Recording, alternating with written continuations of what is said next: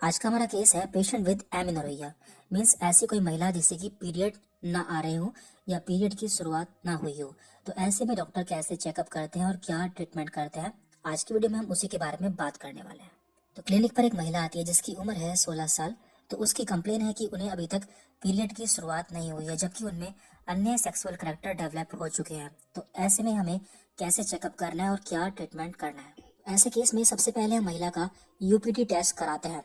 UPT test की full form होती है यूरिन प्रेगनेंसी टेस्ट। ये टेस्ट यूरिन के द्वारा किया जाता है। इसके द्वारा हम जानते हैं कि कहीं महिला प्रेग्नेंट तो नहीं है या फिर गर्भवती तो नहीं है।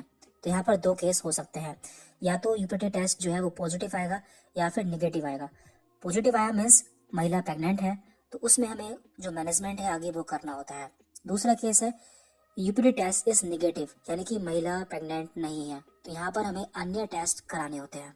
तो यदि महिला का जो यूपीटी टेस्ट है वो निगेटिव आता है, तो ऐसे में हम अन्य टेस्ट कराते हैं, जैसे कि ultrasound, TSH, thyroid stimulating hormone and prolactin level.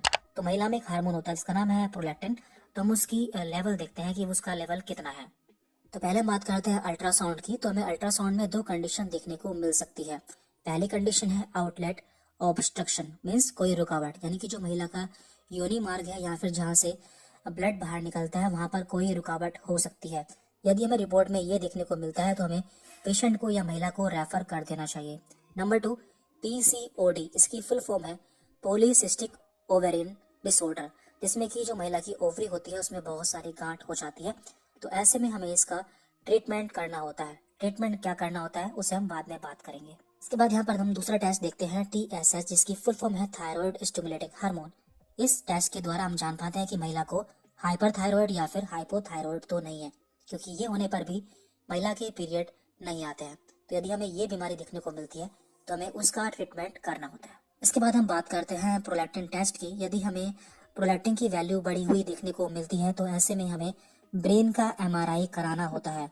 और यदि हमें ब्रेन का एमआरआई नॉर्मल देखने को मिलता है तो हमें बाकी डिसीज को रूल आउट करना होता है, जैसे कि टीबी, ईटिंग डिसऑर्डर, या मरीज को कोई स्ट्रेस या फिर टेंशन की प्रॉब्लम हो सकती है जिसके कारण उसकी जो ये प्रॉब्लम हो रही है। तो ऐसे में हमें उसकी अन्य प्रॉब्लम्स को भी ठीक करना होता है।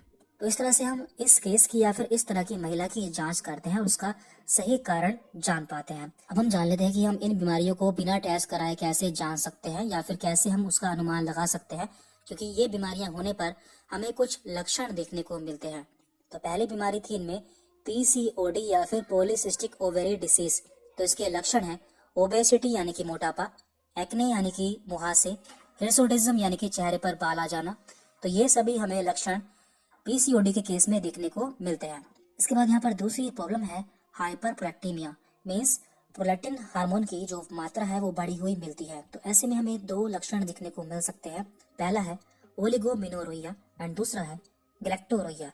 ओलिगोमिनोरोइया मीन्स इर्रेगुलर पीरियड्स, यानी कि जो महिला के जो पीरियड्स होते हैं वो इर्रेगुलर या फिर अनियमित हो जाते हैं। एंड गैलेक्टोरोइया, इसमें महिला के ब्रेस्ट से मिल्क आना स्टार्ट हो जाता है, जो कि बिना प्रेगनेंसी के होता है।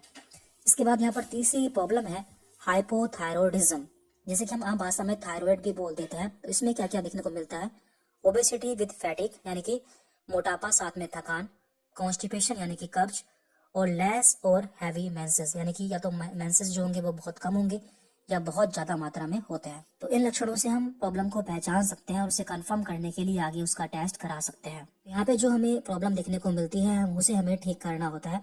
यदि महिला में प्रेगनेंसी देखने को मिलती है तो हमें उसे मैनेज करना होता है। यदि महिला में थायराइड देखने को मिलता है तो हमें थायराइड की मेडिसिन देनी होती है। यदि महिला में पीसीओडी देखने को मिलता है तो हमें यहाँ पर पीसीओडी की मेडिसिन देनी होती है। बाकी हमें कोई और बीमारी देखने को मिलती है तो हमें उसे ठीक करना होता है, जिससे महिला की जो ये प्रॉब्लम है वो ठीक हो जाती है।